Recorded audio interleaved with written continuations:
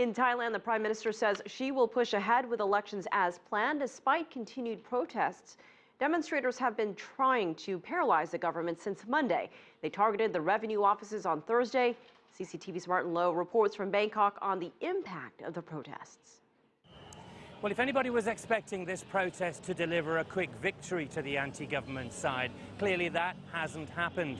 The stranglehold on Bangkok is a lot less severe than many people expected. There are protests at key intersections, but they haven't completely closed them. So any idea that Bangkok would be paralyzed hasn't happened. In fact, life is going on very much as normal in most parts of the city, although the protests continue around the clock with marches on a daily basis. Even the work of government is continuing. A number of government buildings have closed down because they've been besieged by protesters and staff have been sent home.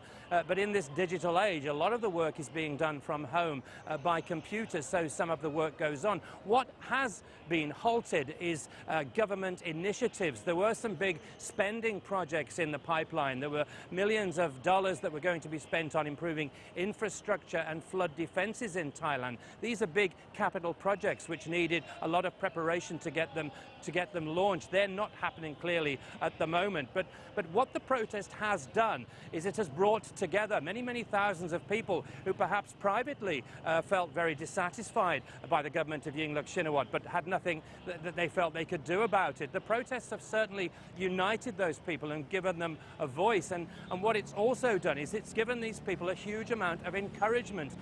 When you talk to people here on the streets, they are now totally convinced that they are going to be successful. But unfortunately, that applies to both sides. Now, the anti-government protesters will very often say to you, they've kept quiet for 2 years. They've given this government 2 years in power to improve the situation. But as far as they're concerned, for them, that hasn't happened. They think that this government takes money from people in Bangkok and the south and spends it all in the north, where most of its support lies.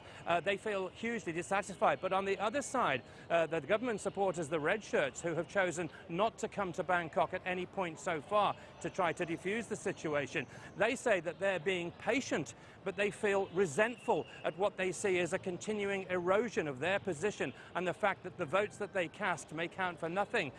One red shirt leader was quoted as saying, "We're like an arrow that's being pulled further and further back, and all it will take is for that arrow to be released and the red shirts will surge to Bangkok."